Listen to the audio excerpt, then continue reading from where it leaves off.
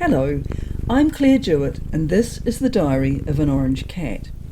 The diary entries of a thoughtful, slightly neurotic ginger cat called Weasley, living in a small harbour community in New Zealand. Last time, Weasley found himself caught up in Seraphina's latest campaign, a bold and somewhat questionable attempt to raise awareness about climate change. Although, as ever, the details of the plan were perhaps not entirely thought through.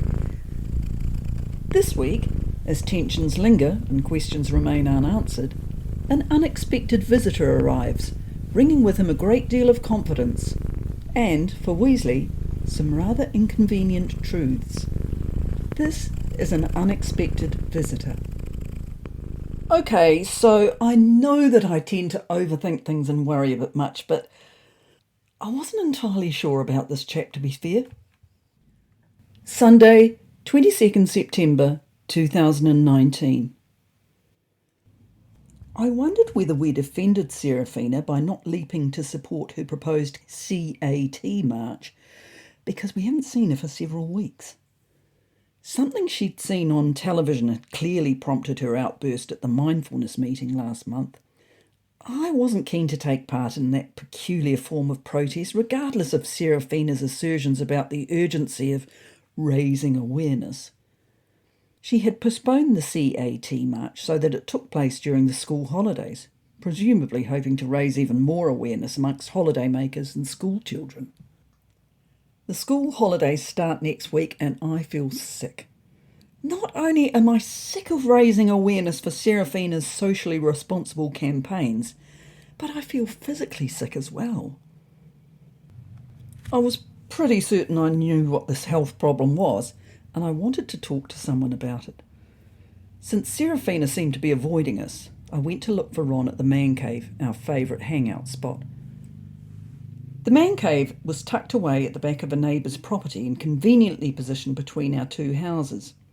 It had a small window that was usually open wide enough for us to jump in and enjoy a cosy shelter on rainy days when we didn't want to be stuck outside. As I approached this morning, I noticed a pile of empty boxes and packing materials on the lawn, which gave me an idea for a game to play with Ron after I'd asked his opinion on my health concerns. I climbed up onto the window ledge and peered inside, searching for Ron's familiar presence. The shock nearly made me wet my pants. I don't even know what sort of dog it was, just that it was big enough to give me one hell of a fright. I fell off the ledge, knocking my head on the window as I tumbled onto the grass below.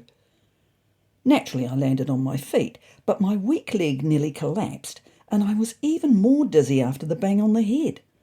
I staggered home, relieved that the dog couldn't give pursuit, as someone must have locked it inside the man cave. Ron appeared from underneath the lavender bush and jumped up onto the deck.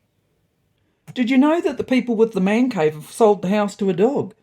he said, stretching languidly and yawning as though dogs frequently invested in Diamond Harbour real estate. "I do now." I flopped onto the deck, waiting for my heart to stop thumping and the stars to fade from in front of my eyes after the bang on my head. "Are you okay, mate?" said Ron. "No," I replied, and I gave Ron a full rundown of my symptoms and told him of my fears, after which he simply shook his head.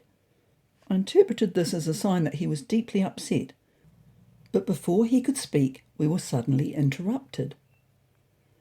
"Good morning to you," said an unfamiliar voice, and a sleek, dark grey cat that I hadn't seen before jumped up to join Ron and me on the deck. "I was hoping I'd run into you lot while I'm here," he said confidently. He had his back to Ron, who seemed utterly enthralled with his coat, which caught the morning sun in shades of charcoal and silver. His grooming was immaculate, and he appeared to have applied some sort of product that made his fur stand slightly on end with spiky tips. I could see Ron extending a paw to reach out to touch it, but he quickly withdrew it when the stranger continued. "I'm down from Auckland for a couple of days with my owners. I used to live around these parts and we own a holiday home on the water. In some ways I wish we were staying longer, but we fly out later this morning." "You flew down?" gasped Ron, seriously impressed. The interloper ignored Ron, jumped from the deck and paced down to the back garden, talking continuously as he went. Geez, I thought the old place might have been in danger of becoming overrun by hippies and greenies, but I can see that not much has changed in any way, shape or form. Ron and I followed a few paces behind him. I didn't particularly want him wandering all over my garden, giving an unsolicited assessment of the state of change in Diamond Harbour. He jumped up on the fence at the bottom of the garden so that he could look at the neighbouring property and seemed pleased with what he saw. Now, you can't argue that a petrol station being built next door's got to be a good thing, regardless of your stance on fossil fuels, he said, giving a smile of approval. Any idea if they have 98? 98 what? I replied dumbly, and he winked at me as if to acknowledge my interest in a piece of the action. We returned to the deck, and jerking his head towards me, he said to Ron, "What's wrong with the grumpy orange guy?" "He's just had a face-to-face with a dog," replied Ron, "and he's not grumpy. He hasn't been feeling too well lately." "Just a bit run down," I said hastily, not wanting to discuss my health concerns with a complete stranger. "Have you heard about catatonic?" he said, displaying a perfect set of sparkly white teeth behind an enthusiastic smile that made me feel even more ill. "It has multiple health benefits, the coat, the eye and the teeth health, but particularly the joint health, with real tangible benefits around comfort and mobility. It's formulated using purified fish oil. You've got your vitamin D in there, along with powerful antioxidants, making it a fantastic all-in-one tonic for cats. I take it every day, and look at me. If you mention my name, you'll receive a free gift." That smile flashed again. "But remember to read the label and use only as directed." To my mind, this sounded dubious at best, but Ron seemed to have formed the view that the stranger might have medical knowledge that could prove useful. "Weasley thinks he might have multiple sclerosis. He has all the symptoms." "My owner has it," I quickly explained, embarrassed that Ron had brought this up. "I tripped her up 3 years ago when I was just a kitten and she fell over and had to go to hospital. That's how she got it. Now I've caught it, and it's no less than I deserve." "Oh, my Lord," the newcomer said incredulously, raising his eyes skyward. For a moment I thought he might start laughing. "What you've actually got there is a severe case of hypochondria." This was obviously much worse than I'd thought. "How long do you think I've got?" I sniffed mournfully. "I wouldn't give you till the end of the week with that attitude." Where was the compassion, I wondered? Seeing that I looked alarmed, he quickly went on. "Hypochondria is a condition where you become unduly worried about having a serious illness. I'd say that in your case it has, by and large, been brought about by a sense of guilt over what happened when you were a kitten. This is just a précis, and I won't bore you witless with the minutiae. You don't catch MS, and you don't get it by tripping over cats or anything else for that matter. It's an autoimmune disease that, as far as I know, only affects humans." He laughed before adding as an afterthought, "Provided, that is, that you haven't been stupid enough to volunteer to take part in any animal laboratory tests." At that moment, Seraphina and Squeak appeared on the deck, and I suspected Seraphina had caught the end of that last sentence, as she looked as though she wanted to say something. I knew that animal testing was a hot-button topic for her, so I silenced her with a look. I didn't fancy the idea of mediating a heated discussion about animal laboratory testing between my little sister and our new friend. "Good morning and welcome," he exclaimed, as though he owned the place. "And you are?" "Seraphina Pekkala," she replied curtly, and I detected she was using that affected Nordic accent again. "Who are you?" He had the irritating habit of waving away questions and replacing them with his own. "So what's your assessment of the nutter who's organising a group of local cats to protest climate change?" he said, as though having extreme difficulty holding back laughter. "I am the organiser of the CAT March," she said, holding her ground. "We are protesting against the new petrol station and raising awareness about climate change. Our manifesto states—" Oh, God, not the manifesto. I was fairly certain that no one except Seraphina understood the manifesto. Grateful that this must have slipped his attention, he cut her off. So you've got your placards painted up? Got your super glue?" His words got lost in a high-pitched giggle.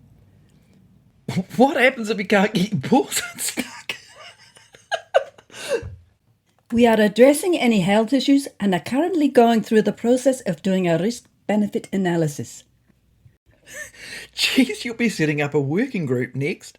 What is it you're actually hoping to achieve here, other than enact a farcical display of feline stupidity and infuriate people going about their lawful everyday business? Not to be deterred, Seraphina bristled from head to toe and plunged on. Climate Action Together, or CAT, has been set up to create awareness that felines are against rising temperatures and greenhouse emissions. Felines against rising temperatures and greenhouse emissions?